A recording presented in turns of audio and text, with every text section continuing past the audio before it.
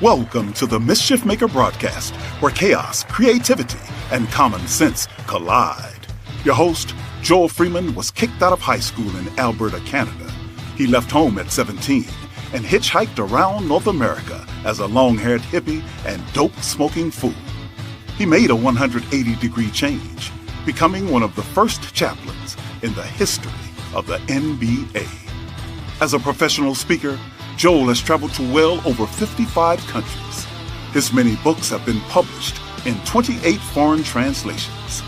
Pieces from his Black History collection have been seen by millions at the United Nations and many other venues.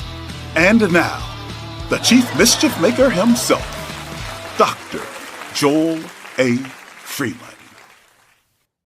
Hey, here we are in Studio B in Myrtle Beach, South Carolina, and have a terrific show planned for you tonight. You heard the voice, Herman Veal, in the opening, and if you want more information about him, just go to chiefmischiefmaker.com, and you'll hear more about his voice and what he can do for you. Our sponsor for the show is Rosetta Universe. I've got some swag on here, and a little bit later, we'll be talking a little bit about that too. Anyway, today we're going to be talking about a white man's journey into Black history. Now, many places I've spoken on this topic, and it's just been a very interesting ride. I'll share a little bit about that, but a little bit later on in the show, we're going to be meeting a gentleman by the name of Julian Netter, and he's become a dear friend. A straight shooter. You'll find that he's not a lack for genius, intelligence, and a lack of words. And he backs everything up with statistics, with information.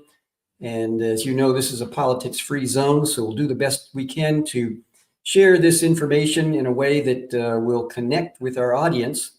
We understand that there are people from Australia, from Japan, from the United Kingdom, India, Canada, United States. So we'll try to serve it up in such a way, the information, so that you can apply it to your respective situations in your respective countries.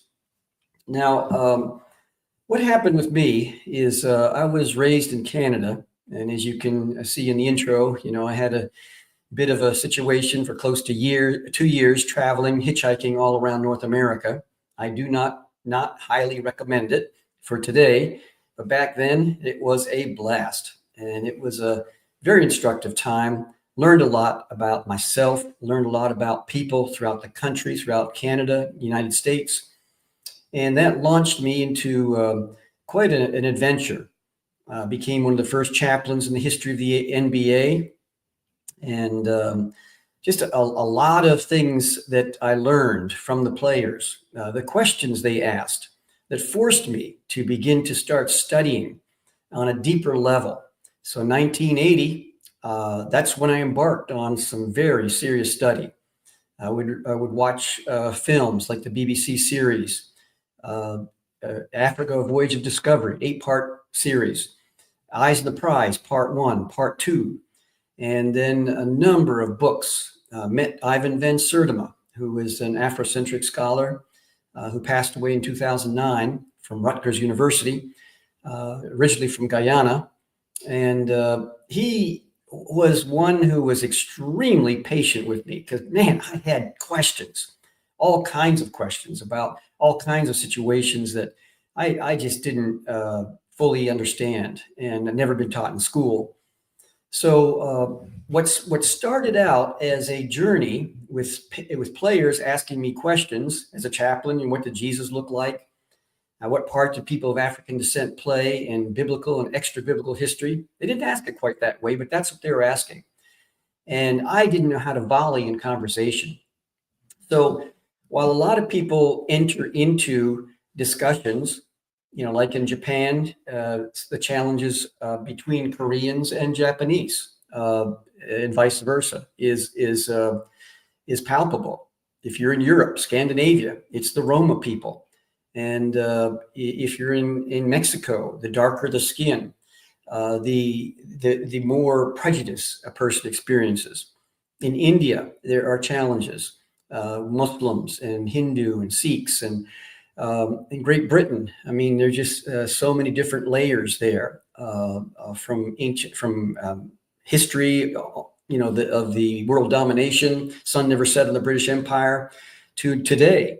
And in Canada, the native Aboriginals, and the French Canadian, the patois, all the different things that people experience around the world. And of course, in America, we have the black-white situation. It seems to be the most pervasive point of interest when it comes to the media, and so many different educators and people trying to figure this out. How can we work together as peoples from different backgrounds? So that's been my part of my journey. And a lot of people protest in different ways, legitimate ways, peaceful ways.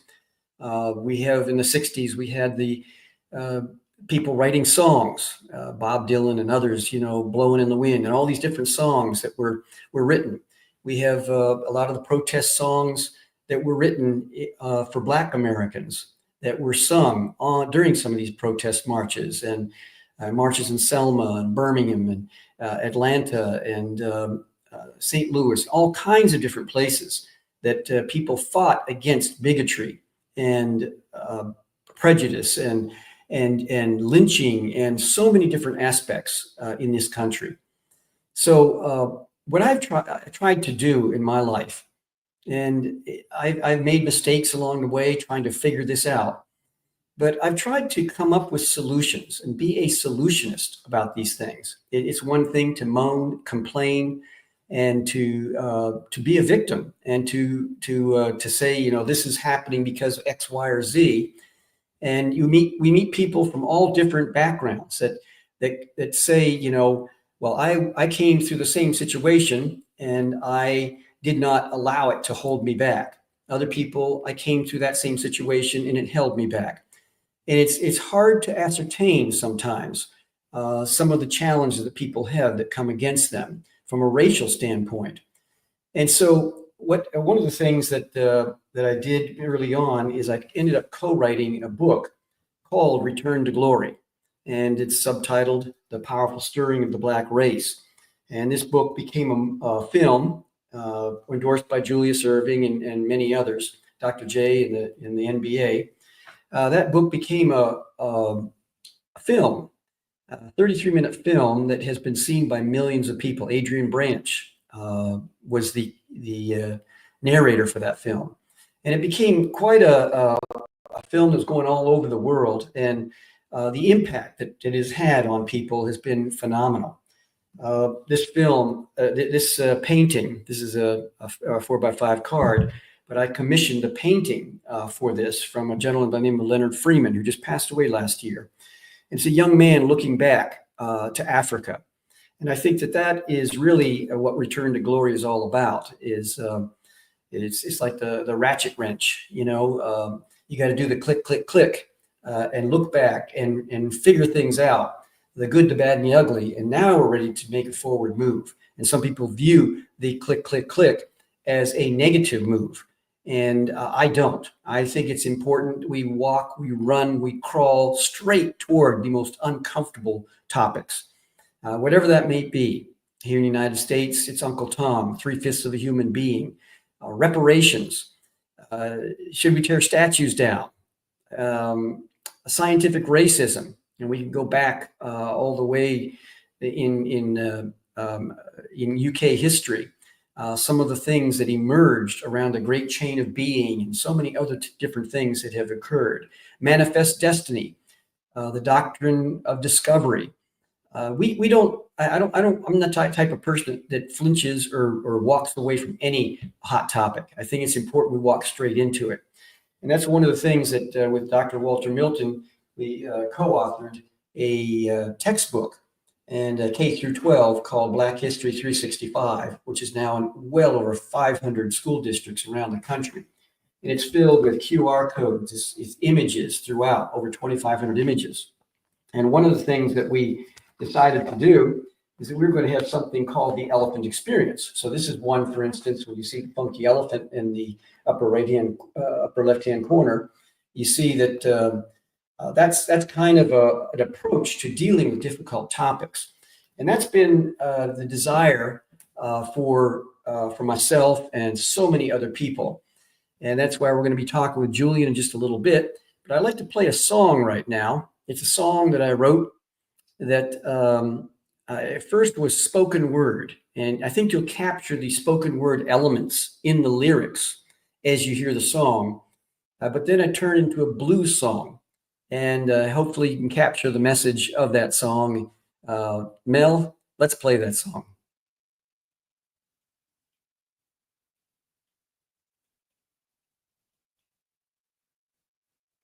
I'm history and I'm sick and tired of repeating myself. Been watching for centuries, seen it all unfold. Humans are humans, all from the same mold. I was there when Satan swelled with pride. I was also there when Jesus died. Been watching Africa, Israel and Algeria, Russia, China, Persia and Syria, England, Rome, the Huns and Bombay, Turkey, Greece, France and the USA. From slavery's dark days to civil rights fought, Black history's chapters, battles hard fought, segregation, discrimination we must remember. But it's time to unite and make amends together. One thing I've seen since I was just a teen, a lot of good people outweigh the few evil. Break the chains, break the cycle, let's move forward, let love be our revival. No more repeating the mistakes of the past, it's time for change, let's make it last.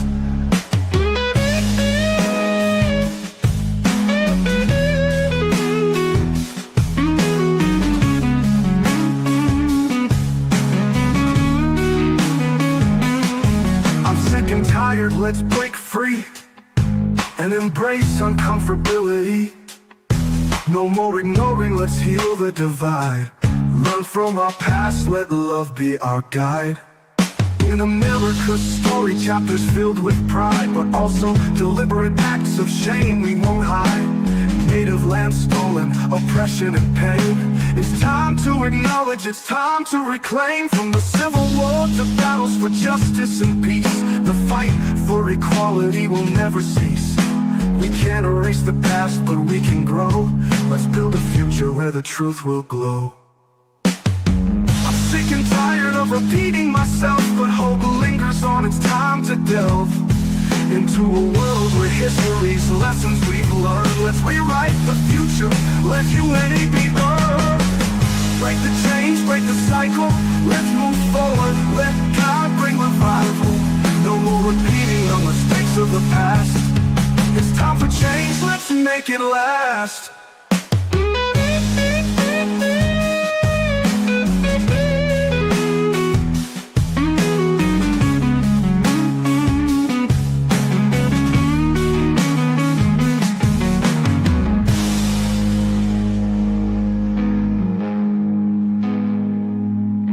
Break the chains, break the cycle, let's move forward, let God bring revival. No more repeating the mistakes of the past.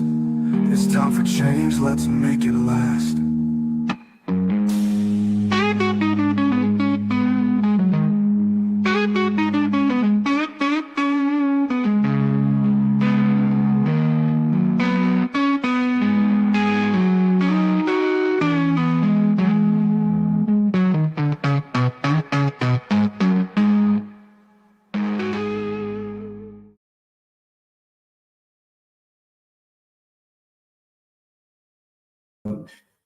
There's a lot of thought and heart went into that song, and you can view more if you go to chiefmischiefmaker.com. There's a link tree there, and one of the links is the music from the Freeman music group.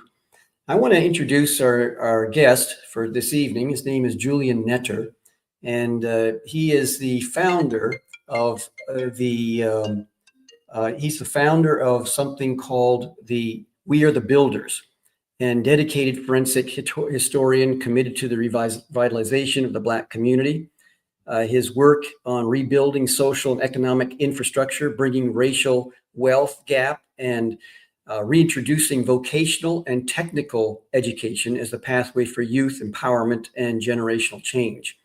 Now, I've known Julian. I wanted to share a little bit more about his story. I'll let him tell the story of some of the challenges that he experienced and how he's worked through it. He's read thousands of books. You will know that in a few moments.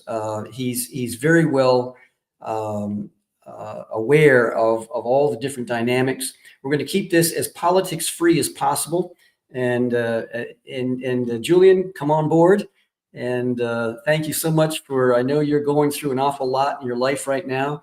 And thank you for taking this time out of your crazy schedule to be with us. No problem. Thank you for the invite, Joel. You know, you're such a great friend and mentor and collaborator. Always got something up your sleeve, always creating something. You're one of the most creative individuals I've ever met. And to see somebody with as many years behind you as you do to still be as creative as a child is a testament to really who you are as a person. That brain of yours does not stop moving. So just wanted to say that. So yeah, glad to be here. Just dealing with a loss in the family. So, man, cancer is something else. It'll really rip the heart out of a person. So, but you know, not the only person that had to deal with it. So, you know, just wanted to say that I'm glad that my aunt made it through Easter Sunday. She passed Monday, so she made it to the Resurrection Sunday. So, amen to that. You got the whole family there. On a brighter note, it's good to see your studio. That looks really nice over there. I like that. Thank you very much. Appreciate it. Julian, if you could maybe paint the picture. Tonight is called A White Man's Journey into Black History. And you're not white. I am whiter than marshmallow or whatever you want to call it in Canada, and enjoying living in my skin.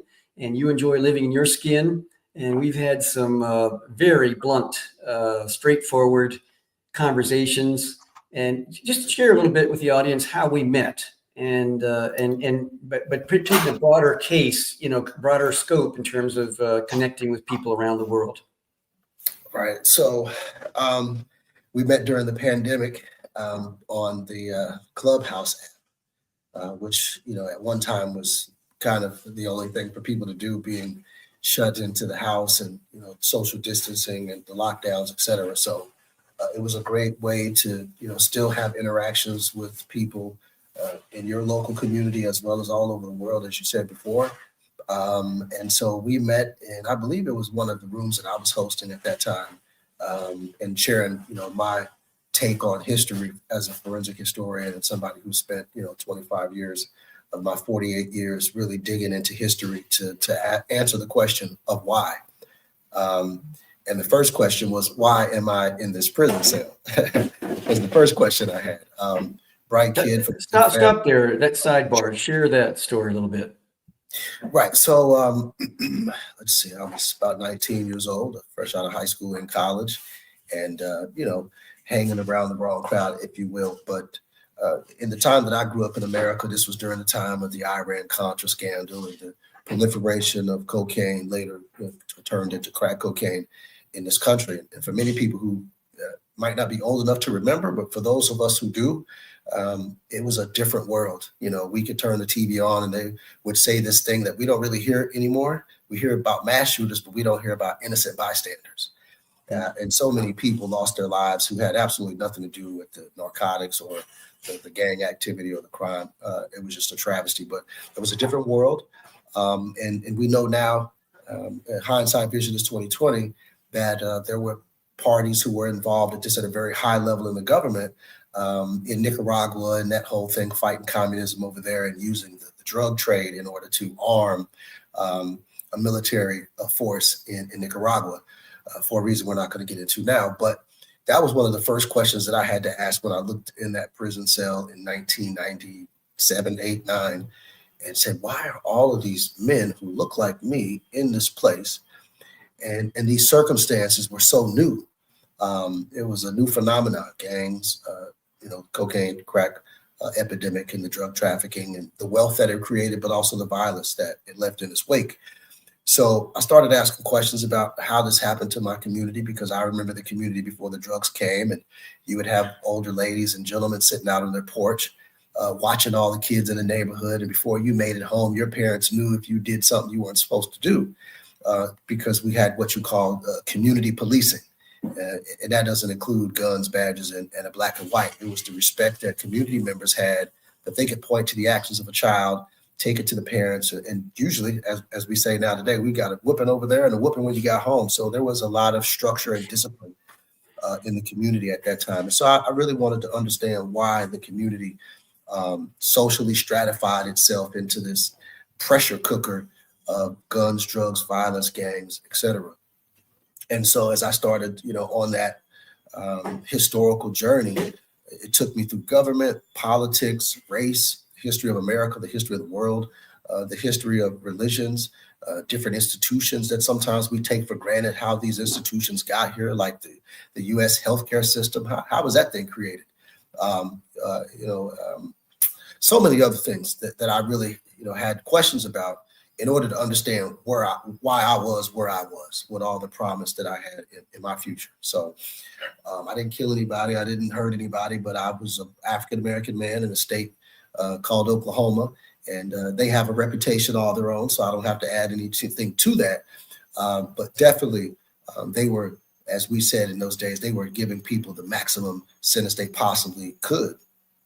And so going on that mission of discovery, it changed me, who I was in prison. It allowed me to start having the confidence to go and attack my case. And I was able to actually give back, if you will, some of the time that was handed to me because it was unjust. And so that gave me a lot of confidence that, wow, like this reading and writing thing. And I was a good student in school, but, you never really apply algebra or geometry to real life. And so this was a time where I was able to use the education I was afforded to actually solve problems, to the most imminent problems that I had going on at that time, which was my freedom and my future.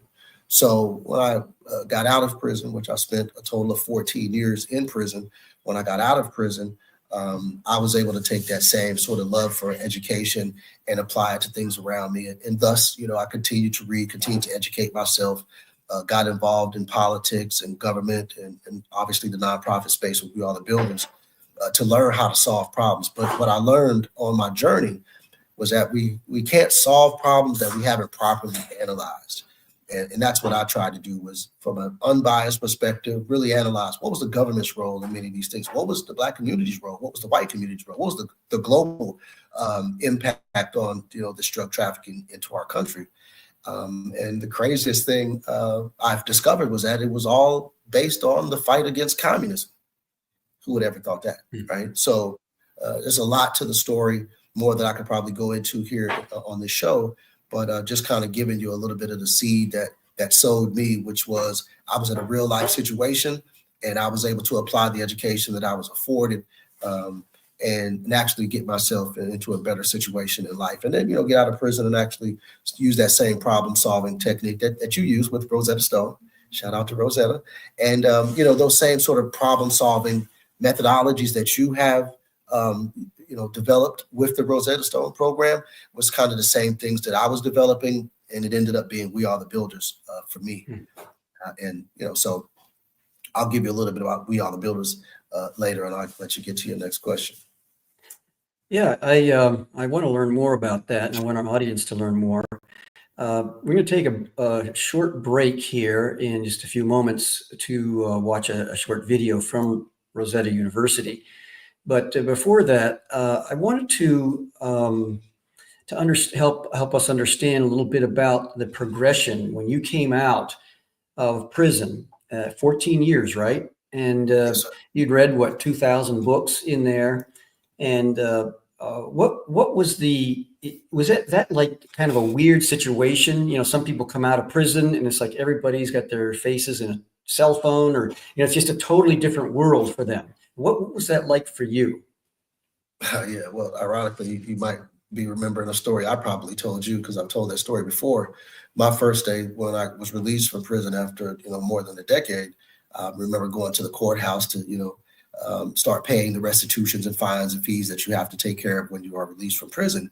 And being downtown, going to the courthouse, I noticed that everybody had their heads down and were looking at their phone, and nobody had any awareness. And it was the exact opposite of what that time in prison had done to me. And it made me critically aware of everything around me. And so I couldn't understand and wrap my mind around why people would literally be walking and not paying attention to where they're going. So, it was kind of this opposite effect that was happening when I was incarcerated from 1997, on. This was the development of Wi-Fi, the laptops, the computer age began. And so I didn't have a computer. I was doing old school books, yellow legal pads and number 2 pencil, and had to some degree surpassed what people were doing, here with a whole computer in their hands. Well, people were using the computers to entertain themselves and that sort of a thing. But every book that I grabbed was an opportunity to try to learn something in order to, solve a future problem that I might have. And so how did you adjust after, once you got out? Because then you had to kind of connect, or were you iconoclastic, stepping away and saying, I'm not bowing my knee to that? Or what went on in your mind as you started to navigate that? Well, when I came up, when you're incarcerated, when you are a person who, sees yourself as ambitious and an achiever and capable, you begin to prepare a plan. And I was fortunate enough to meet a gentleman who was, incarcerated with me, and he got on to me one time about my propensity to spend time at recreation playing basketball. And he said, there's a lot of things you could be doing in prison except bouncing that ball. One of them is probably looking at your case of what you shared with me. And I've looked at your transcript, and you were railroaded, and you need to be in the law library getting yourself home to your family. And so that was kind of the motivation that I needed. And he gave me a key that I still use today. And he said, we might be incarcerated, but we have 3 things: time, opportunity, and information. So we've been afforded the time to use that time as an opportunity to ascertain as much information, pertinent, relevant information, that you could use to improve yourself and to be successful in life. And nobody else gets this time but us, but we have to use the time wisely. They say that a lot. It's a slogan, use your time wisely, but there's not a methodology or sort of a curriculum of how to do that. It's just kind of a euphemism that we say to people. And so after being kind of given these principles from a gentleman named, shout out to Brother Washington, who spent 38 years incarcerated and actually got himself out of prison as well in the law library. So the point is that being able to take this verbal, if you will, reprimand from my elder, and I followed his advice. Some people would say maybe young folks today aren't as disciplined or willing to cede to authority the way that I was, but I had a great respect for this gentleman, the way he carried and comported himself. He was a good guy. And so it was one of the best things I ever did. And that's what I did. That's what I lived by. I used my time to have an opportunity to gain as much information as I possibly could, whether it was about my case or about what I was going to do when I came home. So when I came home, I had a plan, with credit, starting an LLC, creating my own business, because, the thing that you get told a lot is, you got to settle for certain jobs. You get this list of felon-friendly jobs when you get out of jail, and it's Hardee's. They don't even have that anymore, but, McDonald's and these sorts of jobs that, no reasonable man getting out of prison at 30 or 40 or 50 years old, however you might be after spending that much time in prison, you're not going to be able to feed a family, unfortunately, on those wages. And so to avoid putting myself in a compromising position, I figured it was best for me to learn how to be an entrepreneur and come out where I would be able to set my own pay scale and not necessarily just accept minimum wage. So I did, had success. I was in the music industry for some time. I've still got music streaming on iTunes and other platforms, Spotify as well. And so once I got out and I started accomplishing things, you accomplish one thing, you're like, man, what else can I accomplish? So it's kind of like a snowball, and you begin to try new things. And so that was just kind of my attitude. And I would look at people who had never left, they'd never been incarcerated, and not to sound, materialistic, but I was beginning to pass those people. They were asking me for money, asking me for a job. And so it was very humbling. But I knew the reason why I was in the position I was in is because I did what Brother Washington asked me to do, which was, take advantage of the opportunity. So I had way more information at my disposal. I had a whole lot more answers to problems than people that were out here, you know. And so that was kind of, you know, who I was, and the friends that I've made since I've been out of prison for it was 15 years. This past December, I've been free, so I've actually been out now longer than I was locked up. And so you know, that's what people love about me, you know. If that's okay for me to say, I think that's what you appreciated about me. Yes. And when you talk about my uncompromising and very direct approach with the information is the information. You know, facts don't care about your feelings. You know, that indictment sure didn't care about how I felt about it. You know, it actually took me presenting some alternative facts in order to change, you know, that situation. Facts care about other facts, not feelings. And so, you know, that was kind of, you know, my makeup. That was my mindset. And that's kind of, you know, who you met that day on Clubhouse, probably giving a lesson about 1653 or something crazy like that.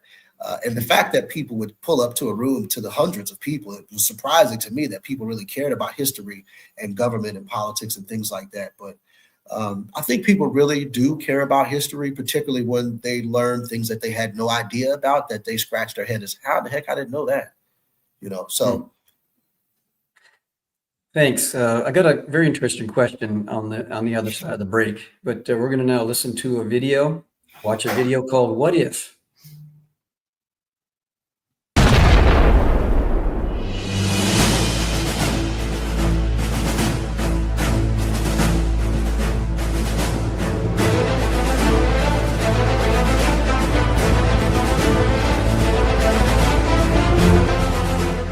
What if we dare to believe in the inherent brilliance deep in the minds of our young people? What if our commitment to their excellence knew no bounds? What if one solitary experience could be the catalyst for untold innovations from millions of inspired minds? What if that awe-inspiring experience is right here, right now? Don't allow one child to miss the Rosetta Stone Traveling Exhibit experience, curated by the Freeman Institute Foundation.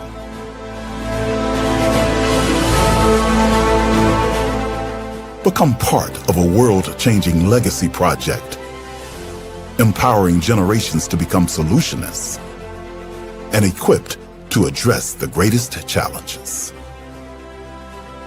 Your action today shapes a future of innovation and problem-solving excellence for tomorrow's leaders. Unlock the future of leadership today with the Rosetta Stone Traveling Exhibit. Join us.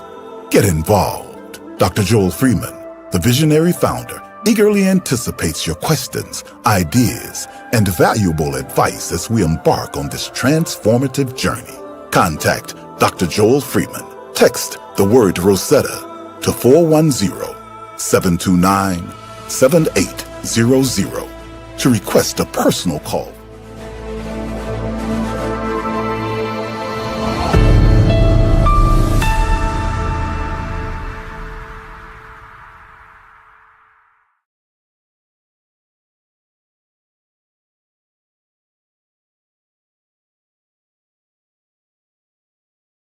A gentleman by the name of Bobby Ivory, who put that together for the Rosetta Universe Project. This is the Rosetta Universe Project booklet.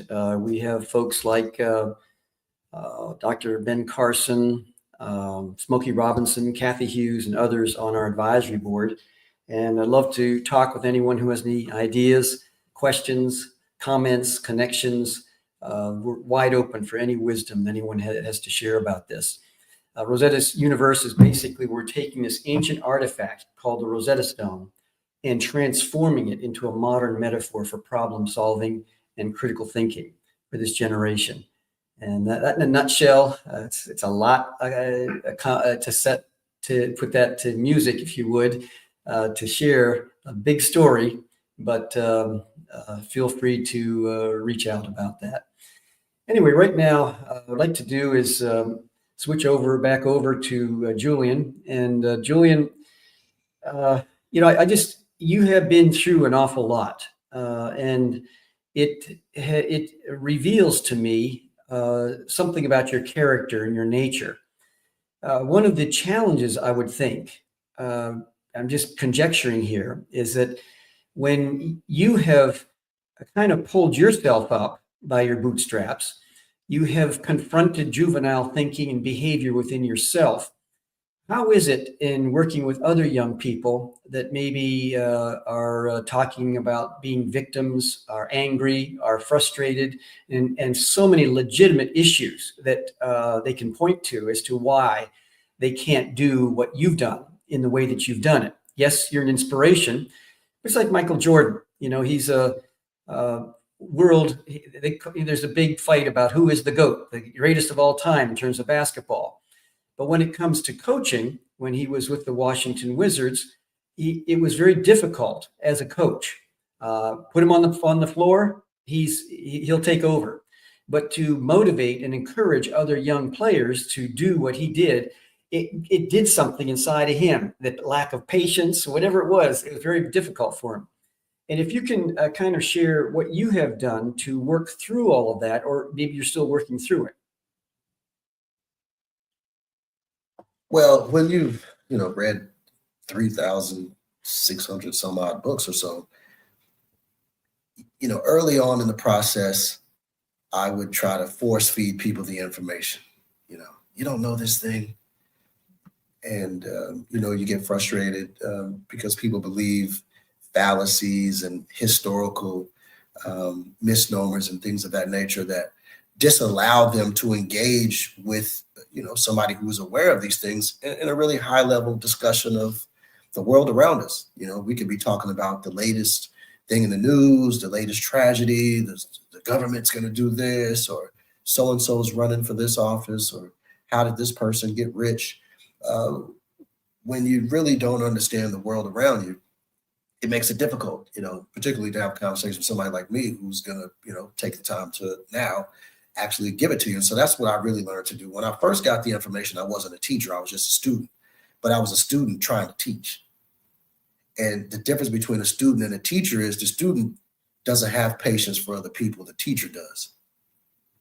And because the student is there to get what they can get and also to be graded on it. Teachers don't get graded. But we know who the good teachers are and who they're not, but they don't necessarily get a letter next to their name, right? And so what I learned to do was to be patient with people, particularly when I wanted to accomplish some goal or to collaborate at some end, like say with the We Are the Builders. If you actually have a plan and a goal, well, then you have to, make people aware of the plan. You have to make them aware of the goal. You've got to itemize and outline the vision and the process and the human resources involved, the material cost and the effort, the labor, the sacrifice, the timing of it, all these things. And once you become, a leader, and I hate to use that term, but I say that leaders are the people who are there first. If you watch NASCAR, they don't call the guy at the back of the race the leader.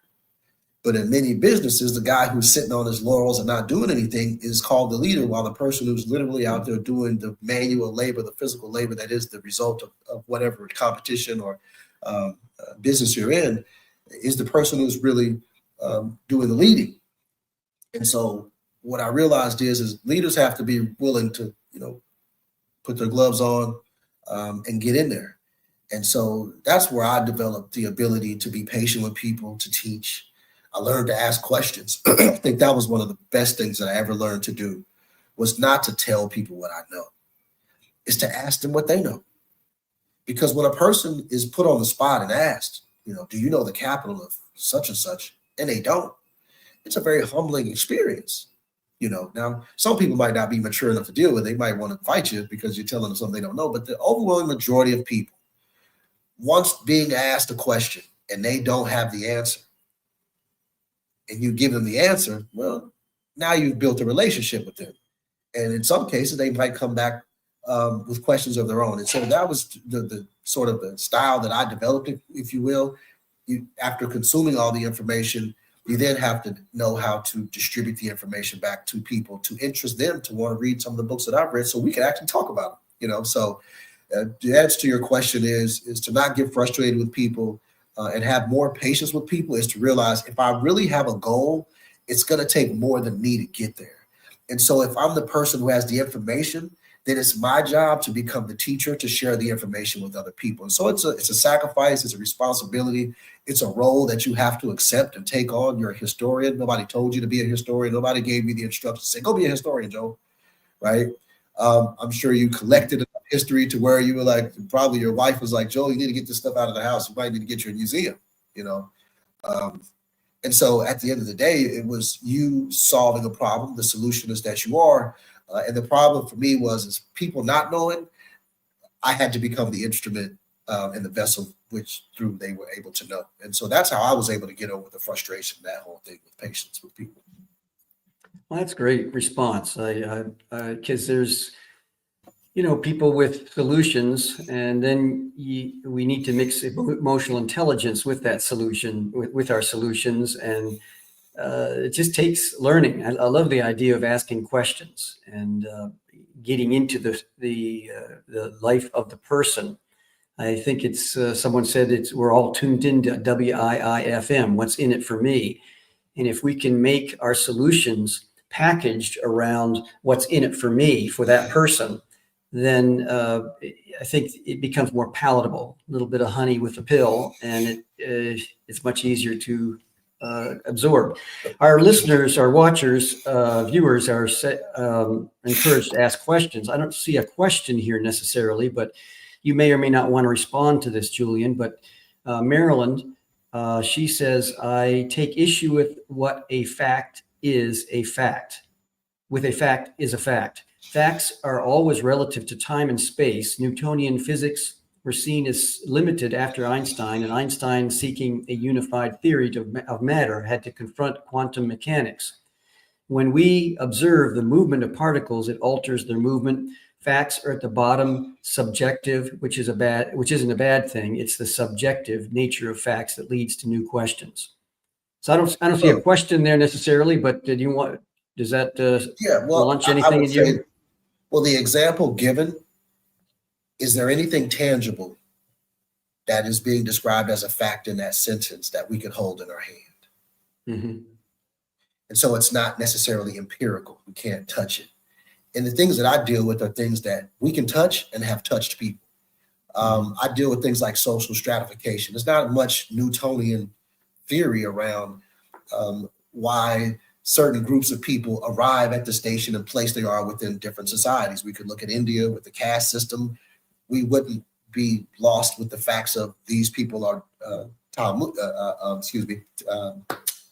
what is Kamala Harris's family? They are from the Philippines. I'm going to think of it in a second. But Tamil, they are from the Tamil class, right? And so there are different castes in India. These are facts, right? And so we know those facts. When we start talking things that are not tangible and not empirical, I agree completely with what was said, that there is a level of subjectiveness to what a fact is. But I think when we look at the real world around us and the things that I study and that I work on and that I delve into, the facts are pretty much what they are. Oftentimes hidden, oftentimes covered, not discovered, but once they're able to be discovered, they're the type of facts that you can hold in your hand, and there's really no doubt about what they are. So hope that kind of. And that's one of the things that I know for me in terms of a white man's journey into Black history is to actually find artifacts and documents that prove what was being said. Is this true or not? And here's a letter, handwritten letter from so-and-so, that shows that this is what was really going on behind the scenes. And that was what really drove me to develop my Black history collection in that regard. Marilyn, we want to thank you so much for that. Julian, as you look at, as we think about the use of Black history as a gateway, if you will, that's what it's been for me, is a gateway for personal understanding, to understand about the injustices, but then also to understand about the people who fought, the abolitionists, the studies that have been done even on lynching. Back in 1978, the Tuskegee Institute discovered that out of 40 states, that 22 of the states, more white people were lynched than black people. The stuff like that has astonished me because of white people fighting for the cause and paying the ultimate price for it. But the thing is, as you look around at race relations in America, and let's just talk about America now, what are you sanguine? Are you hopeful about race relations in America? I'm always hopeful because there is a truth that we can arrive at, and we just haven't arrived at that truth. One of those truths is we know who Cassius Clay is, the boxer who was named Cassius Clay before he changed his name to Muhammad Ali. But do we know who Cassius Clay, his father actually, was named after? Most people just don't know about Cassius Clay, the abolitionist. He was a bad dude. Was one bad dude. Yeah. And that's why I love you, Joe, because I could bring up this gentleman and we could go back and forth and banter and probably share stuff that maybe, one piece that you didn't know or vice versa, that I didn't know. And so the thing about race relations is that people don't understand race. They don't understand race.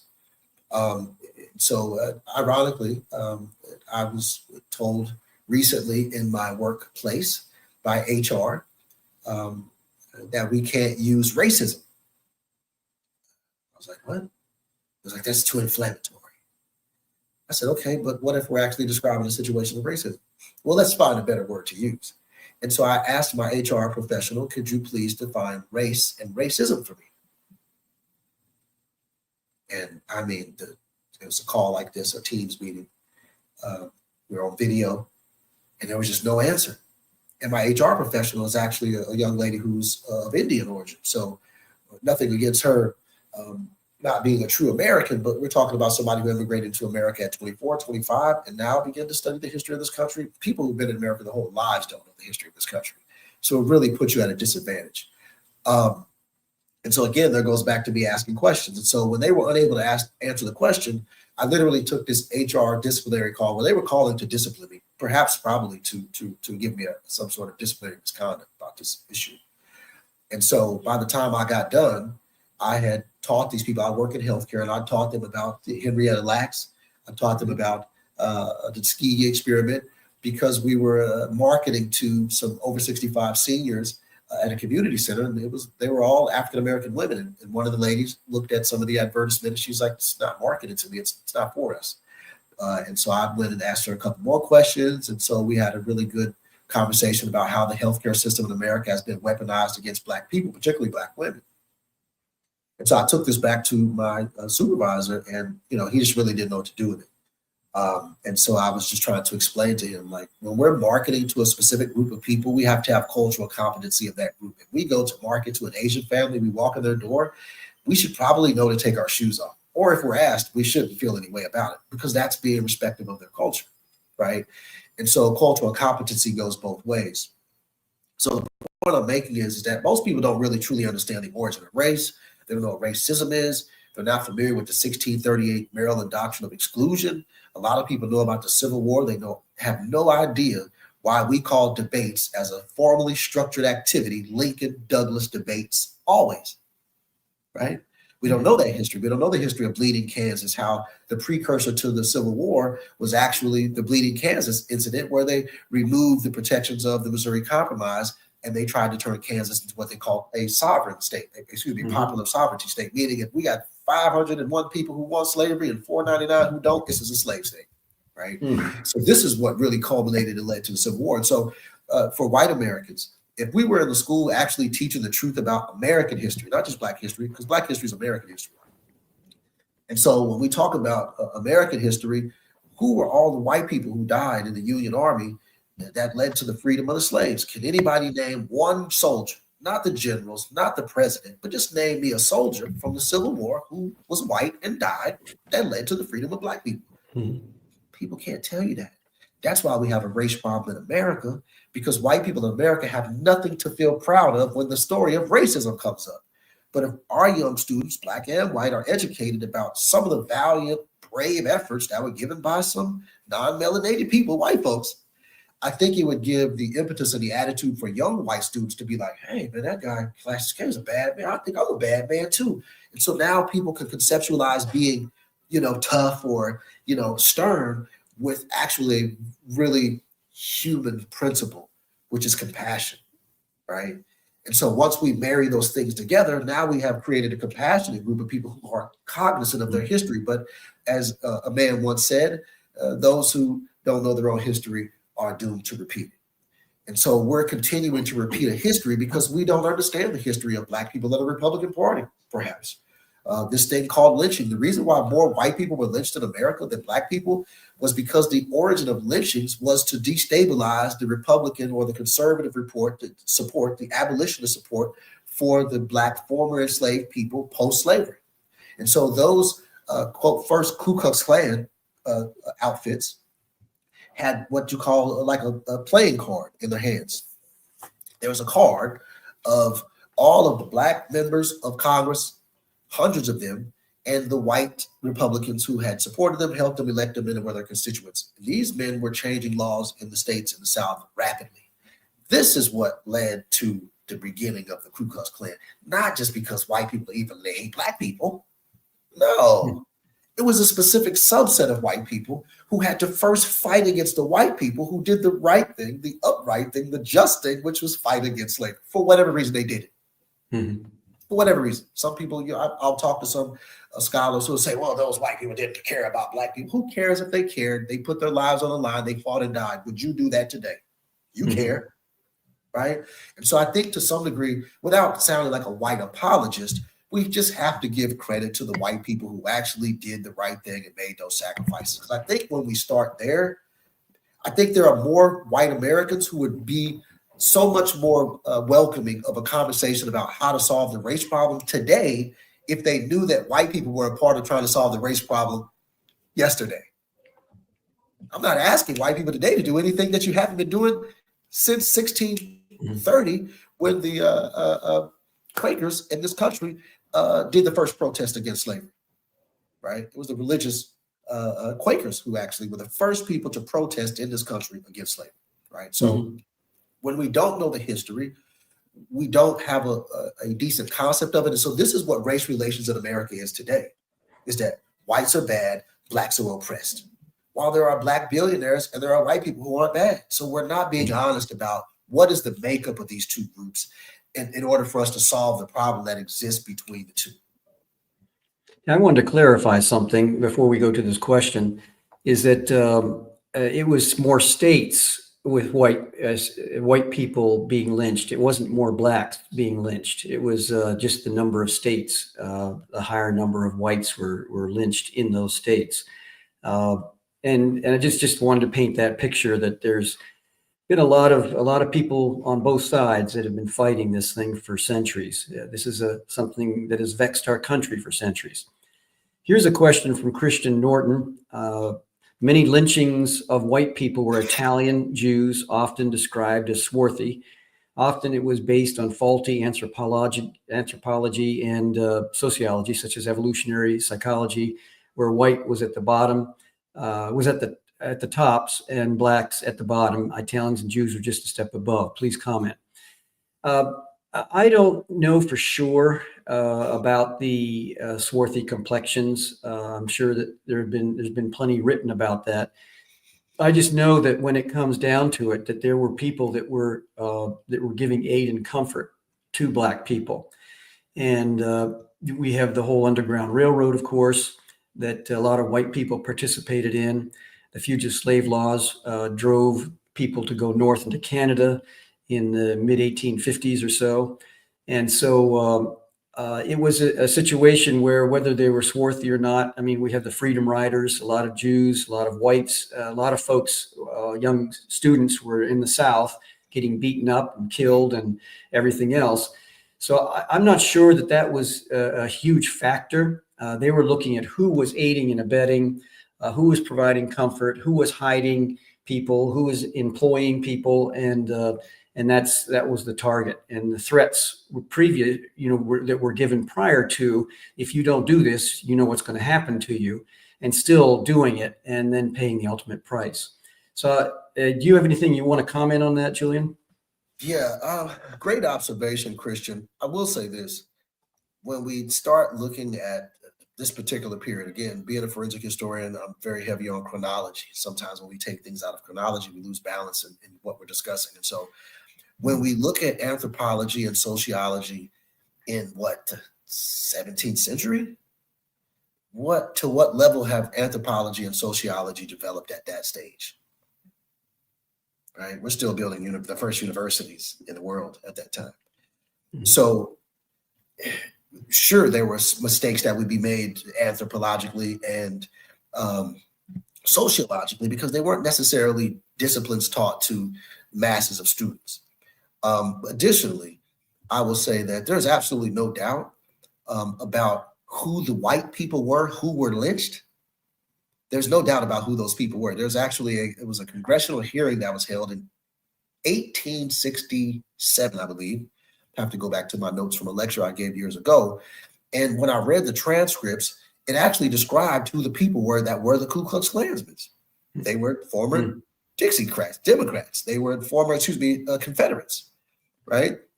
And so the Confederacy lost political momentum with Reconstruction.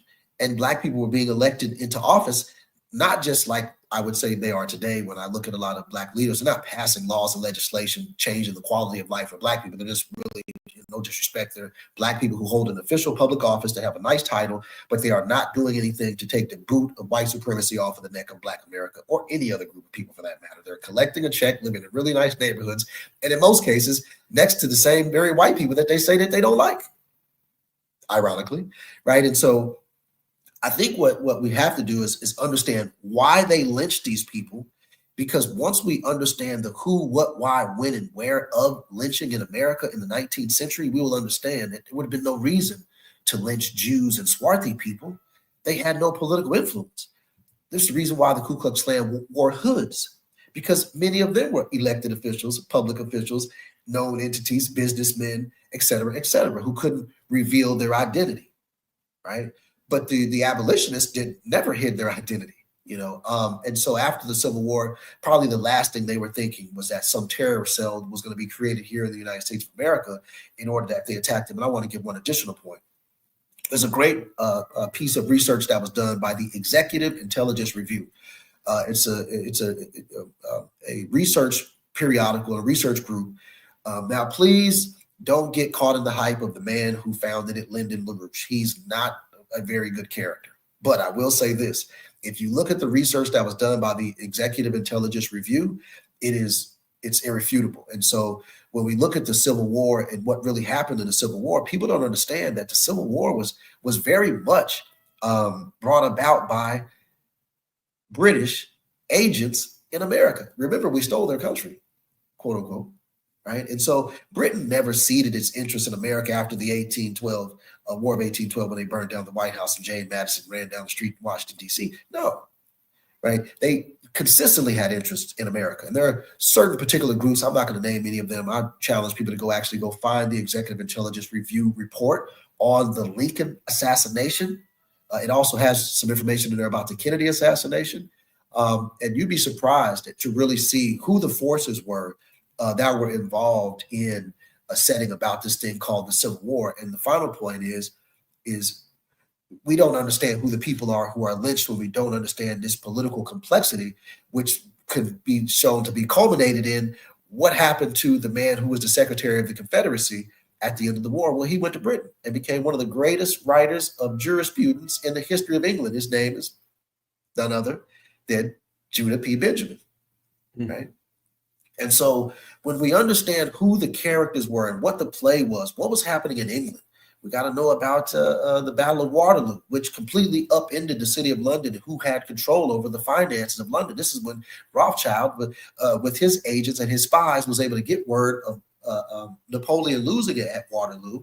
And he then used a deceptive method, and he told the financiers and the people in London that Napoleon had won. Well, England was their next stop. London was the first stop on that trip. And so everybody was in fear. So people were selling off their fortunes for pennies on the dollar. Rothschild bought it all up. Julian, we got a minute left. Someone's asking, Shelley's asking, are you attributing motivation for why a Union soldier fought in the Civil War? Give it 10 seconds if you can, and then I want you to share how people can get in touch with you. All right, awesome. Well, any man who's willing to put his life on the line about a cause or an issue, I think we should take a deeper look at what that cause and issue was. It was obviously important to them. And so I think we understand why the Union soldiers fought. It was on their uniforms. It was called the Union, the thing that we had before this is the secession of the Confederacy. You can find me at www.wearethe.builders. You'll see this little website right here. You can kind of scroll through there, see some of the things that we've done and what we plan to do going forward. You can find me online at Kingsick, KINGSIIK, on YouTube, Facebook, Instagram, etc. Thanks so much, Julian. It's such a joy seeing you again, and I wish you all the best with your family too at this time. Thank you. Thank you so much. The end of another show, and thank you folks for hanging in there for this whole hour with us on the Chief Mischief Maker, the Mischief Maker Show.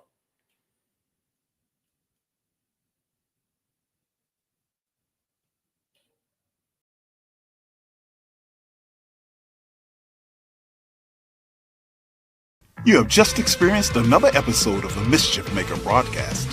Hit the subscribe button. Connect at chiefmischiefmaker.com. Thanks for coming along for the ride. And hopefully, you are now a bit closer to becoming a mischief maker in your part of the world.